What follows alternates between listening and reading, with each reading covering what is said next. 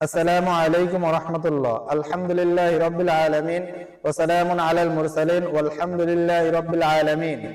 সম্মানিত দর্শকবৃন্দ, আমরা পবিত্র কালামুল্লাহ শরীফের তাফসীর করার মূলনীতি নিয়ে আজকে একটি সংক্ষিপ্ত আলোচনা পেশ করব। ওয়া মা তাওফিক ইল্লা বিল্লাহ আলাইহি তাওয়াক্কালতু ওয়া ইলাইহি উনীব।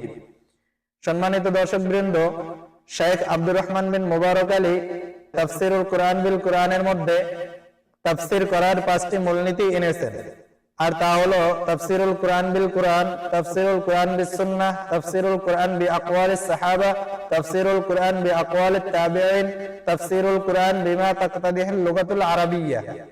তিনি তার কিতাবটি তাফসীরুল কুরআন বিল কুরআন এর আলোকে সাজিয়েছেন, আর আমরা তার কিতাব থেকে ধারাবাহিকভাবে আলোচনা পেশ করার চেষ্টা করব ইনশাআল্লাহ। তাফসীরুল কুরআন বিল কুরআন, কুরআন দ্বারা কুরআনের তাফসীর করা, কুরআনের এক অংশ অপর অংশের তাফসীর করা, কেননা কুরআনের একটি আয়াত অপর আয়াতের ব্যাখ্যা স্বরূপ। কুরআনের কোন জায়গায় সংক্ষিপ্ত আলোচনা করলে তা অন্য জায়গায় বিস্তারিতভাবে আলোচনা করা হয়েছে, কেননা আল্লাহ তাআলা বলেন, আল্লাহু নাযালা আহসানাল হাদিসি কিতাবাম মুতাশাবিহা। আল্লাহ সবচেয়ে সুন্দর বাণী কিতাব আকারে নাজিল করেছেন, যা পরস্পর সাদৃশ্যপূর্ণ। সূরা আজ-জুমার আয়াত নং 23। আল্লাহ রাব্বুল আলামিন অন্য একটি আয়াতের ভিতরে বলেন, ওয়ালা ইয়াতুনাকা বিমাসালিন ইল্লা জিনাকা বিল হাক্কি ওয়া আহসানা তাফসীরা।